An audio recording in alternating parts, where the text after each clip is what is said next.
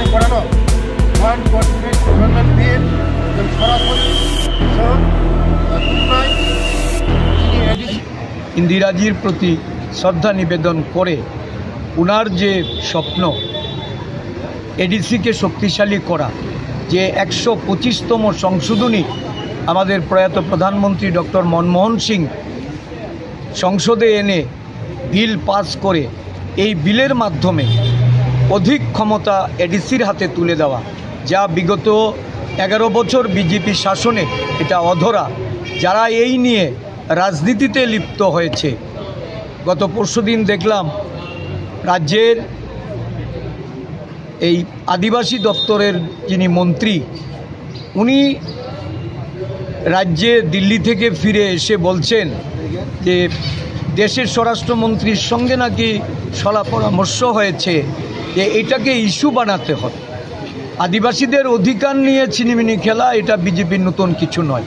ভারতবর্ষের 12 কোটি এই আদিবাসী জনগণ তারা এটা প্রত্যক্ষ করছে, কিন্তু এই উপজাতি কল্যাণ দপ্তরের মন্ত্রীর ভাষা এটা বুঝলাম যে আরেকটা নির্বাচনী টুপ, এটা স্বরাষ্ট্রমন্ত্রীর ঘরে এই ষড়যন্ত্রের যে পরিকল্পনা এটা গৃহীত হয়েছে এবং সেখানে আদিবাসীদের আবার তাদের ভাবাবেগকে কিভাবে কাজে লাগানো যায় ক্ষমতা দখলের জন্য।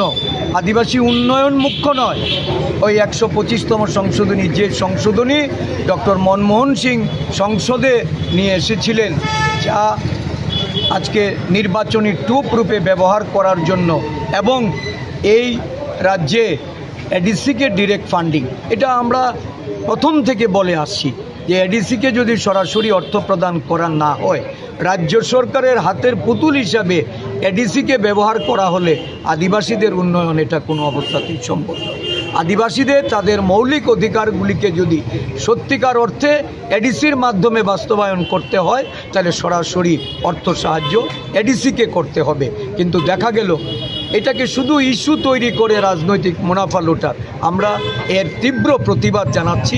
আজকের দিনে আমরা সারা রাজ্যে শতাধিক এই কর্মসূচি হচ্ছে। আদিবাসী জনগণের কাছে আমাদের বার্তা যে আপনারা আসুন, এগিয়ে আসুন, আমাদের কংগ্রেস দলকে শক্তিশালী করুন। পাহাড়ে আজকে ধীরে ধীরে ঢল নামছে। আজকেও আমাদের কাঞ্চনপুর, পেচারথলে কয়েকটি কর্মসূচিতে আমি অংশগ্রহণ করব।